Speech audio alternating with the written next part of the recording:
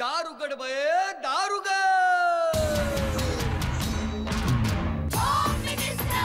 कोणाला बघ, शाळेला उशीर होतो. आज कामवाली बाई पण नाही आली. पदरावरती सरकारीचा मोर नाचरा हवा, संसारातून वेळ काढून खेळ खेळूया नवा. मांदेकर पैठणी घेऊन आला. पहिली उघडताना रोज बक्षीस देणार.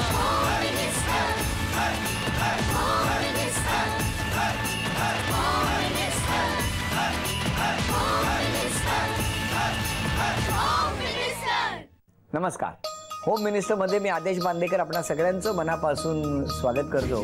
श्रद्धा समीर डेरे या वहिनींना भेटणार आहोत आणि त्याचबरोबर सारिका राज पाटील या नणंदबाई म्हणजे आपल्या वहिनी त्यांनाही भेटणार आहोत. आत्ता बघितलं तर सगळीकडे पाऊस सुरू झालेला आहे.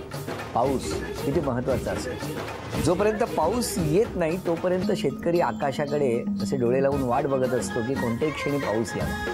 आणि आता पाऊस सुरू झालेला आहे. आनंदाचा पाऊस प्रत्येक घरात पडावा असंच नेहमी वाटत असतं. एकीकडे काही पट्ट्यामध्ये महाराष्ट्रातल्या भरपूर पाऊस होत असताना आत्ता कितीतरी ठिकाणं अशी आहेत की जिकडे पाऊस अजून पोहोचलेलाच नाही आहे. जर हा पाऊस सगळीकडे पडला तर किती छान होईल आणि सुजलाम सुफलाम असं सगळं होईल आणि सगळीकडे आनंद असेल. आमच्या वहिनींचंही तसंच असतं. या वहिनींच्या बाबतीत सुद्धा पाऊस हा खूप महत्त्वाचा आहे. हा पाऊस कधी वहिनींच्या डोळ्यात येतो. हा पाऊस आनंदाचा असतो. कधी कधी वहिनी नकळत हा पाऊस समोरच्याच्या डोळ्यातही आणतात का असा मला नेहमी प्रश्न असतो. कारण पाऊस हा महत्त्वाचा. हा पाऊस प्रत्येक घरात पडो पण तो आनंदाचा बरसो आणि सगळ्या घराला आनंदामध्ये न्हावून जाता येऊ. आजच्या भागाला सुरुवात करूया पण त्याआधी स्वागत. नमस्कार. नमस्कार.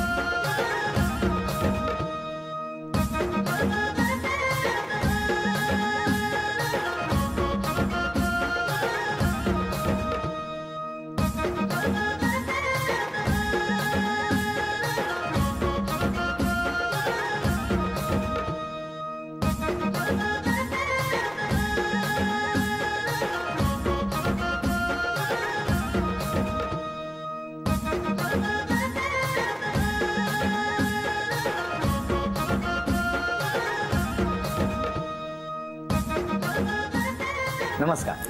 नमस्कार. कुठलं बालपण तुमचं? माझं पुण्यातून. तुमचं? वाशीत. मग आता काय उखाणा घेणं? हो. संसाराच्या सारीपाठावर मिळालं मनासारखं दान, समीरचं नाव घेते राखून तुम्हा सर्वांचा मान. अरे वा, क्या बात. होम मिनिस्टरच्या दिवशी रचला नंदन भाऊजा यांचा खेळ, राजचे नाव घेऊन जमवला सर्व नातेवाईकांचा मेळ. अरे वा. मग आता ते दोघांची उखाणे घेतले ती आहेत कुठे? सॅम. काय? बरं बोलवा. सॅम.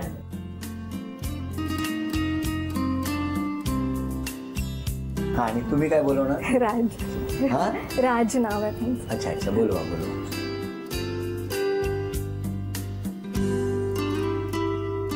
तुमचं बालपण कुठलं? वाशीत. माझं बालपण असं माझे फळं आर्मीमध्ये होते. मी ऑल इंडिया फिरतो, specially north in north east. Assam आणि पंजाब जास्त. आसाम आणि पंजाबमध्ये जास्त. बरं. मग आता कोण कुठे बसणार ठरवा पटकन. मी तिकडे बसली. माझा ओळख करून द्या. हे माझे बाबा, माझी आई, माझे सासू, सासरे, माझ्या वहिनींच्या आई, माझ्या मम्मांची फ्रेंड, माझ्या मावस सासू, माझ्या वहिनींच्या मावशी, माझी वहिनी, माझी आत्या, माझी छोटी बहीण, माझे जिजू, माझा मामे भाऊ आणि ते दोघे माझे स्टाफ आहेत. वा वा वा. नमस्कार. त्यांना घरी पाठवू आता.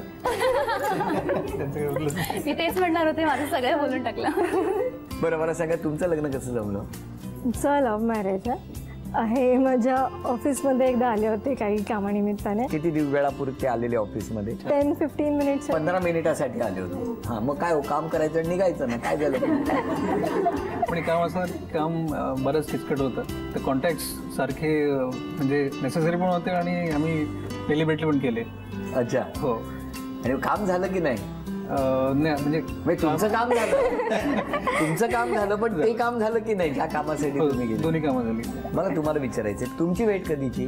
आम्ही कॉलेजमध्ये भेटलो. कुठलं होते? इनसर्च पुण्याला करून एक कॉलेज आहे, लॉ कॉलेज रोडवर, MBA कॉलेजला. तर ती माझी सिनियर होती आणि आमच्या दोघांचं हे होतं, ॲन्युअल इव्हेंट होता. तर फॅशन शोमध्ये आम्ही दोघे पार्टनर्स होतो. वा वा, छान पार्टनर मी एक त्याच्यासाठी बनवलंय काहीतरी. तर सांगा मी ना, सांगू सांगा का? सांगा सांगा. तुम्हाला ओरडेल ऍक्च्युली, ते नको बोललाय तो. पण नाही नाही नाही बघ, काय ओरडेल ते घरी जाऊन. बोलू. एक होता मुलगा आणि एक होती मुलगी, होत्या आणि खूप साऱ्या चिक्स. चिक्स म्हणजे मुली. एक होता मुलगा आणि एक होती मुलगी, होत्या आणि खूप साऱ्या चिक्स. त्या साऱ्या चिक्स मधून झाले फक्त मी फिक्स, कारण त्यासाठी केल्या समीरने खूप साऱ्या ट्रिक्स. या ट्रिक्स कुठल्या हे जाणून घ्यायचं आम्हाला, पण त्याआधी सांगा काय झालं होतं त्या फॅशन शोच्या रॅम्पवर. ऍक्च्युली फर्स्ट ऑडिशन राऊंड होता, तर तेव्हा आम्हाला दोघांनाही पार्टनर्स केलं कोइन्सिडेंटली. म्हणजे असंच हाईट वाईज उभं केलं होतं आणि सांगितलं की आता दोघं मिळून वॉक करा. तर आम्ही जेव्हा वॉक केला तेव्हा सगळ्यांनी, आजूबाजूच्या लोकांनी म्हणजे एकदम टाळ्या वगैरे वाजवून एकदम परफेक्ट रॅम्प वॉक ज्याला म्हणतो, विदाऊट प्रॅक्टिस विदाऊट एनिथिंग, ते क्लिक झालं. तर तेव्हापासून म्हणजे थोडं थोडं दोघांनी असं वाटलं की अरे कुछ तो बात है टाइप्स. हो का? काय हो? काय ट्रिक्स कुठल्या कुठल्या जरा सांगा ना आम्हाला. काय म्हणजे ट्रिक्स वगैरे काही नव्हत्या तशा, पण अंदाज आला होता. नंबर्स एक्सचेंज झाले होते, त्याच्यामुळे बोलणं चालू झालं होतं. मुलगी चांगली असल्यामुळे जास्त मेसेजेस गेले. क्वेश्चन आन्सर राऊंड होते प्रॉपर. तिने रिप्लाय केला, तर मग आम्ही फिरायला जायचो. कुठे कुठे स्टार्ट केला आम्ही कॉलेजच्या बाजूला एक लेन होती आमच्या, तर खूप मोठी लेन होती, तर तिकडे आम्ही चालायला जायचो. अरे वा. मग हळूहळू हात पकडला. अरे वा अरे वा. हे कुठल्या लेन मध्ये? हे प्रेम मध्ये, लेन मध्ये. अच्छा अच्छा, प्रेम मध्ये. एकदा मी हिला मुंबई फिरायला घेऊन आलो होतो. अरे वा. घरी सांगितलं होतं तेव्हा? नव्हतं सांगितलं, पण सरप्राईज असा होता की तो मुंबईला घेऊन आला फिरायला आणि त्याच्या मनात काय आलं माहिती नाही, डायरेक्ट घरी घेऊन गेला.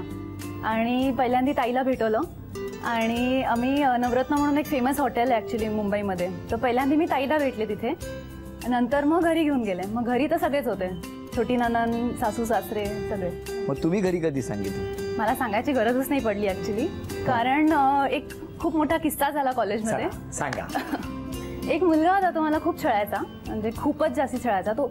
त्यामुळे त्याला ते नाही आवडायचं अजिबात. त्यांनी 4-5 वेळा खूपदा समजवलं की बस आता आता ती माझी गर्लफ्रेंड आहे वगैरे, तर आता बास झालं तुझं. तर त्यांनी काय ऐकलं नाही. तर एक दिवशी त्याला घेऊन गेला आणि हुल दिली चांगलीच. तर त्यामुळे भरपूर अजून बाकीचे जे स्टुडंट्स होते त्याच्यावर जळायचे. तर त्यांनी जाऊन प्रिन्सिपलला कंप्लेंट केली की ह्यांनी असं असं केलं, त्याला हुल दिली, घाबरवलं वगैरे. तर त्यामुळे मग तो किस्सा खूप फेमस झाला. मग आई वडिलांना बोलवलं, पण त्या किस्स्याने माझ्या डॅडी मम्मींसमोर तो हिरो झाला. म्हणजे बेसिकली क्या बात आहे. की यांनी म्हणजे हाच मुलगा माझ्या मुलीसाठी परफेक्ट आहे. किती वर्ष लग्नाला? 1.5 वर्ष. 1.5 वर्ष झालं. बरं, आता जरा इकडे बोलूया. काय हो मग पुढे काय झालं ते तुमचे किस्से काय? आमची ओळख झाली ऑफिसमध्ये आल्यावर. मग मी बोलायला लागलो, मेसेजेस, चॅटिंग, कॉलवर बोलायला लागलो. मग भेटलो वगैरे.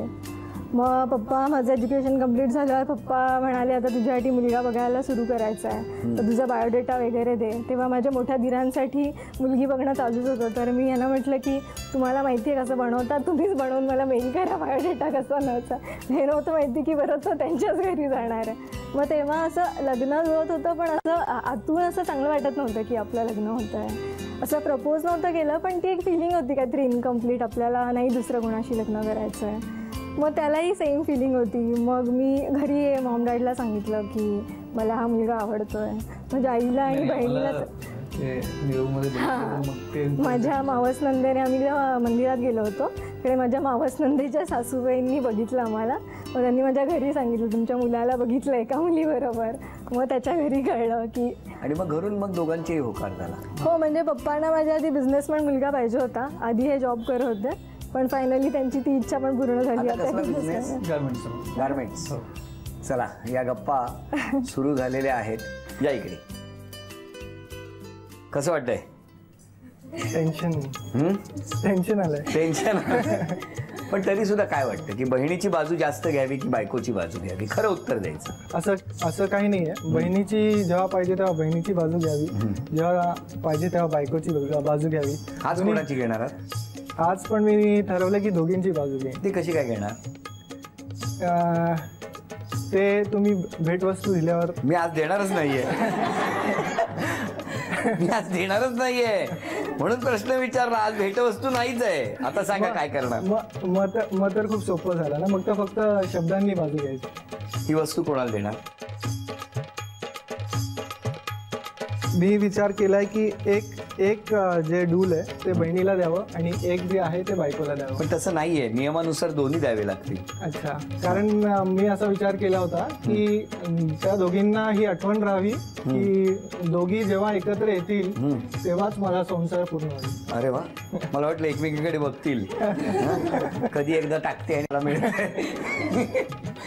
पण खरंच एकच उत्तर द्यायचं आहे. हा, स्वभाव चांगला आहे या विधानाच्या पुढे एकच नाव घ्यायचं असेल. नाही, मी हे नाही,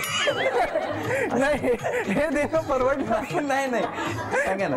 नाही आता पटकन उत्तर द्यायचं असेल तर एकच नाव घ्यायचं. पाऊस नाही आता पडणार आहे. थांबा, आता वीज पण कडाडणार आहे थोड्या वेळाने. बरं, अशा अडचणीचे प्रश्न नको, कारण खरंच प्रेम हे दोघींवरही समान असतं आणि हे नातं असंच घट्ट राहावं असं म्हणत या खेळाला सुरुवात करूया.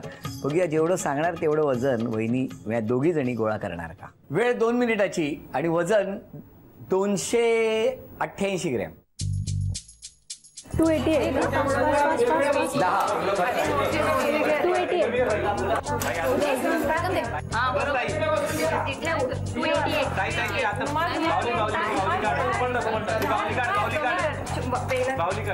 झालं. अभिनंदन. एकच वस्तू, त्यामुळे 1 2 6 7 8 1600 रुपयाचं बक्षीस मिळालं. Thank you so much. ते आता बहिणीला का? आता मी कॉन्फिडन्स मध्ये बोलू शकतो. द्या.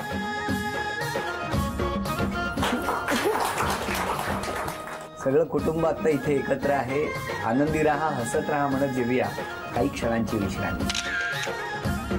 नमस्कार. तुम्ही सांगा ना, मिस्टरांनी स्वभावात कुठला बदल केला पाहिजे? ते ना खूप जास्त वर्कहॉलिक आहेत. म्हणजे एकदा काम करायला लागले की खाणं पिणं सगळं विसरून जातात. तुम्हाला पण? मला विसरले तरी चालतील, पण त्यांनी स्वतःकडे थोडं लक्ष द्यावं थोडं, असं मला वाटतं. काय हो की तुमचं? जरा टाइम स्वतःला द्यावा की तो थोडा मेंटली रिलॅक्स होईल असं. नवीन बिझनेस आहे, थोडा जास्त वेळ द्यावा लागतो. आणि तुमचं काय म्हणणं आहे? वहिनीने कुठला बदल केला पाहिजे? ती खूप इमोशनल आहे आणि ती वडिलांवरतीच गेली आहे. तर काय होतं की तिचे एक्सपेक्टेशन्स जे असतात फॅमिली मेंबर्सकडून, फ्रेंड्सकडून जास्त आहेत, ते दरवेळेस होत नाहीत कम्प्लीट. मग तिला ते वाईट वाटतं, त्रास स्वतःला कमी घेते. मग तो त्रास कमी करून द्यायला. हो. तुमचं काय म्हणणं आहे? तुमच्या मिस्टरांनी कुठला बदल करावा? सेम आहे ॲक्च्युली. फोकस्ड खूप असलं ना एका कामावरती किंवा बाकी सगळं विसरून जाणार. तर ते फोकस इज ओके, पण थोडा बॅलन्स असावा लाईफमध्ये. मान्य आहे? बरं, तुम्ही सांगा त्यांनी स्वभावात कुठला बदल केला पाहिजे? एकच गोष्ट आहे की कुठली म्हणजे छोटं भांडण असलं तरी तेच रिॲक्शन असतं आणि मोठं असलं तरी तेच रिॲक्शन असतं. म्हणजे कशी असते रिॲक्शन? म्हणजे ती डायरेक्ट एक्सप्लोड होते. आई नमस्कार, तुमच्याकडनं मला एकंदरीत हे जे काय आहे, ओ चालले लगेच, म्हणजे रिॲक्शन कॉमन, त्याच्याबद्दल काय सांगाल का एखादं? तिचं लहानपणापासूनच स्वभाव तसा हट्टी आहे आणि पाहिजे म्हणजे पाहिजे. घरात सगळ्यात लहान असल्यामुळे सगळ्यांची लाडकी, त्यामुळे जे पाहिजे ते लगेचच हवं आहे आणि हट्टीपणा त्याच्यामुळे झालेला. आणि खोडकर भयानक. बापरे. पहिल्यावर आता तेवढीच शांत झाली जेवढी खोडकर. गुंडगिरी केली आहे कधी? केली, शाळेत केली आहे. हो. बरं, आता घरातल्या सगळ्यांनी सांगा. सासूबाई, हा महत्वाची भूमिका आहे. महत्त्वाची भूमिका असं नाही आहे, पण माझी इच्छा होती का मला शिक्षण शिकावं. मला ते मिळालं नाही, तर मी ते माझ्या मुलांमध्ये हे केलं. म्हणजे माझी 3ही मुलं डबल ग्रॅज्युएट झालेले आहेत आणि त्याच्यात मला खूप आनंद आहे. आणि हेच मला मनापासून व्हायचं होतं, म्हणजे पाहिजे होतं, ते माझ्या मनासारखं झालं.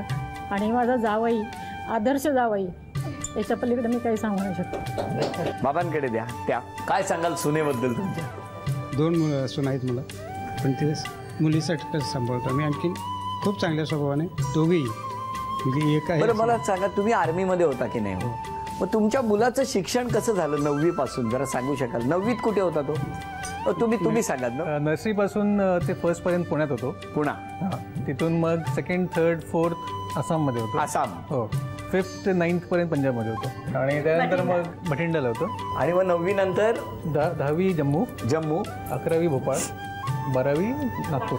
या मुलांनी आणि माऊली तुम्ही या मुलांच्या शिक्षणासाठी सातत्याने फिरत होता. पण फिरत असताना बाबा तुम्हाला आम्हाला नमस्कार करायचा आहे. तुम्ही देशाची सेवा करत होता आणि तुम्ही आमच्या सगळ्या सीमा सुरक्षित ठेवल्या होत्या म्हणून आम्ही आनंदाने इथे राहत होतो. तेव्हा बाबा तुम्हाला आणि समस्त आमच्या तीनही जी दलं आहेत सुरक्षेची त्या तिन्ही दलांना या निमित्तानं नमस्कार. बोला. मला आठवतं की डॅड तेव्हा बॉर्डरवरती होते आणि तेव्हा भावाचं माझं ॲडमिशन चालू होतं इंजिनिअरिंगचा आणि महाराष्ट्रात ॲडमिशन फॉर्म भरायचा होता कुठेही महाराष्ट्रात. तर जवळपास होतं जळगाव होतं. तर आम्ही भोपाळ ते इटारसी आम्ही रिक्षा म्हणजे स्कूटरवरती आलो आम्ही ऐन पावसाळ्यात. इटारसीला येऊन आम्ही एक टॅक्सी बघितली. त्या माणसाचे डॅड पाया पडले होते माझ्यासमोर की माझ्या मुलाचं ॲडमिशनचं हे आहे, मी आर्मीवाला आहे, एवढ्या मुश्किलीने मी इथपर्यंत पोहोचलो आहे. मी तुझ्या माझ्यासमोर त्यांनी त्या माणसाचे पाया पडले की मला तू गाडी दे कुठल्या अवस्थेत. तेव्हा ते खूप वाईट वाटलं. तेव्हा त्यांनी ते केलं आमच्यासाठी.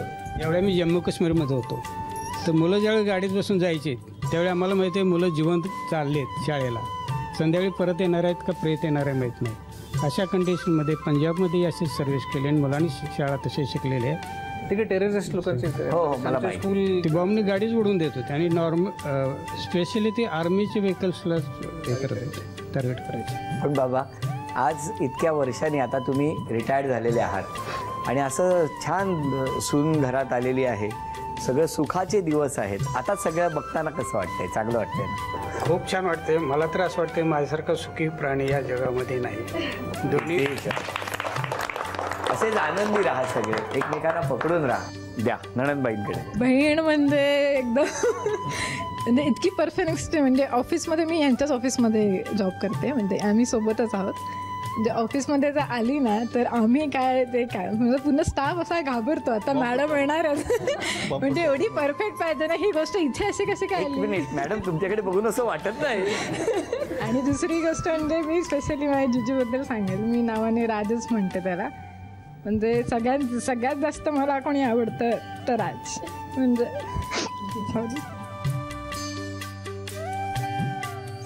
म्हणजे माझं लग्न पण जर झालं आहे ना, माझं पण लव्ह मॅरेज आहे, पण माझं लग्न झालं आहे तर फक्त राजमुळे.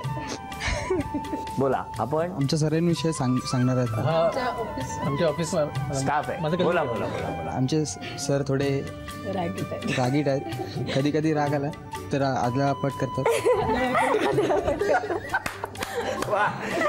यांची नाही, आम्हाला तसं काय बोलत नाही. बरं आता ह्या दोघी म्हणजे मी एक इथून गाणं दाखवणार. तुम्ही सगळ्यांनी अभिनय करायचा आणि तुम्ही दोघींनी ते गाणं ओळखायचं. तुम्ही दोघींपैकी ज्या कोणी सगळ्यात आधी ते गाणं ओळखणार त्यांना बक्षीस मिळणार.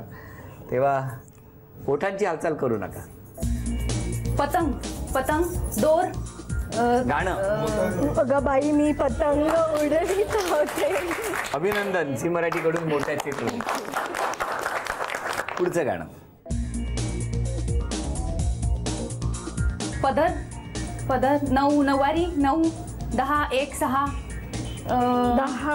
10 आणि 11 1 6 16 16 वरीस एक मिनिट गप्प बसा तुम्ही. त्या आपल्या 10 12 14 16 या लगेच 16 मगाशी तुझा पतंग काही प्रॉम्प्ट नाही करत मी, विचार करते मी. नाही त्या शब्द आणून देत आहेत आणि तुम्ही गाणं गाताय. बरोबर आहे, पण मी शब्दांची रिॲक्शन नाही देत, मी विचार करते मनात. असं छान छान छान. पण ही बक्षीस दोघींनी मिळून घ्या. आणि आता पैठणी कोण जिंकणार नेहमीचाच प्रश्न. माझ्या मनात हा प्रश्न असतोच, कारण मला हे या दोघींना विचारायला आवडतं. काय हो, कोण जिंकणार पैठणी? मला आवडेल जिंकायला. तुमचं काय म्हणणं आहे? मलाही आवडेल जिंकायला. हो, तुमचं काय म्हणणं आहे? कोणी जिंकली पाहिजे? सारिकाने जिंकली पाहिजे. हो ना. माझ्या बायकोने. खेळ सोपा आहे. मधोमध गोल सोफा आणि त्याच्यावर असलेल्या वेताच्या रिंग, इथून स्माइली चेंडू टाकायचा आणि तो त्या रिंगमध्ये जाऊन थांबला पाहिजे. दोघींनाही 10 संधी. या 10 संधीमध्ये दोघींपैकी ज्यांची गुणसंख्या जास्त त्या ठरणार आजच्या भागातल्या होम मिनिस्टर, ज्यांना मिळणार आहे पैठणी. चला सुरुवात तुमच्यापासून.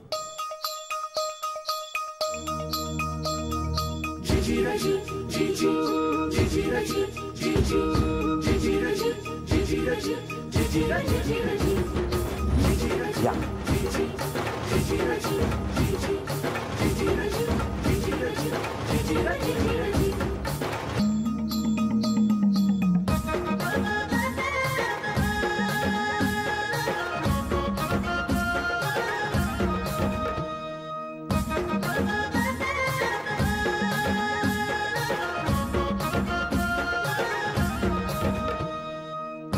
एक.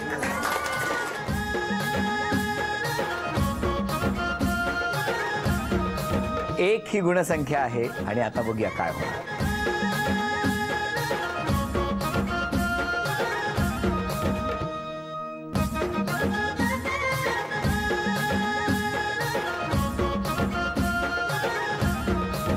अभिनंदन. झी मराठीकडून ही भेटवस्तू तुमच्यासाठी. अभिनंदन. झी मराठीकडून ही भेटवस्तू तुमच्यासाठी. उपविजेत्या ठरल्या पाटील वहिनी, त्यांना झी मराठीकडून हे चांदीचं नाणं. आजच्या भागात होम मिनिस्टर ठरल्या डेरे वहिनी, त्यांना तथास्तू पुणे यांच्याकडून ही पैठणी.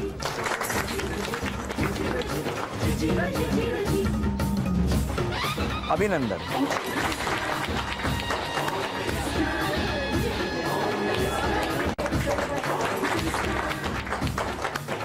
आजचा भाग इथेच संपतो आहे. पुन्हा भेटूया अशीच एक पैठणी घेऊन होम मिनिस्टरच्या पुढच्या भागात.